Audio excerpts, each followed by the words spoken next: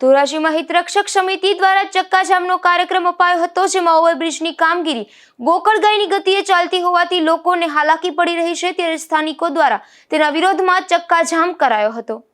Dhoraji Junagadh road પર railway ફાટક નજીક ઓવરબ્રિજના નિર્માણની કામગીરી ચાલી રહી। આ કામગીરી ગોકળગાયની ગતિએ ચાલી રહી હોવાથી લોકોને હાલાકી પડી રહી છે, તેમજ રહેણાંક વિસ્તારમાંથી ડાયવર્ઝન અપાતા સ્થાનિકોનું મુશ્કેલી વધી રહી છે। ખાસ કરીને અહીં ભારે વાહનોની અવરજવરને કારણે રહેણાંક મકાનોમાં ધૂળ ઉડતી હોવાને કારણે લોકોમાં રોષ જોવા મળી રહ્યો છે।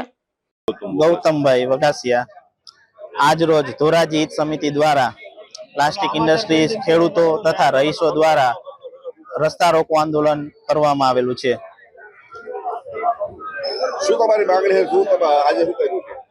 અમારી માંગણી એટલી છે કે રસ્તામાં બંને બાજુ સર્વિસ રોડ આપી પાકો સર્વિસ રોડ કરવામાં આવે, જેથી કરીને ધૂળ ન ઉડે અને રહીશોને પ્રોબ્લેમ ન થાય।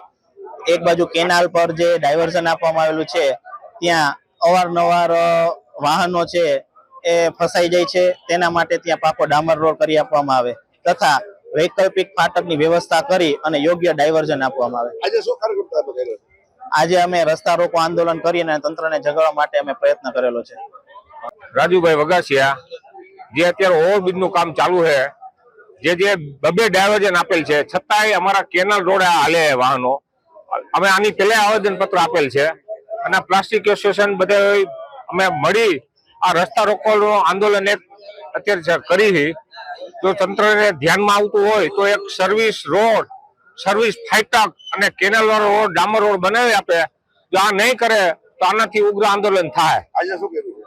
આજે અમે આ રસ્તા રોકો આંદોલન, રસ્તાની જે વૈકલ્પિક મુશ્કેલી બધી છે તે માટે અમે બધે ભેગા થયા।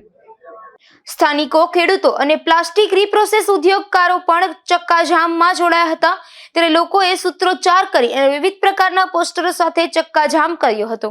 વિમલ સોંદરવા, ગુજરાત ન્યૂઝ, ધોરાજી।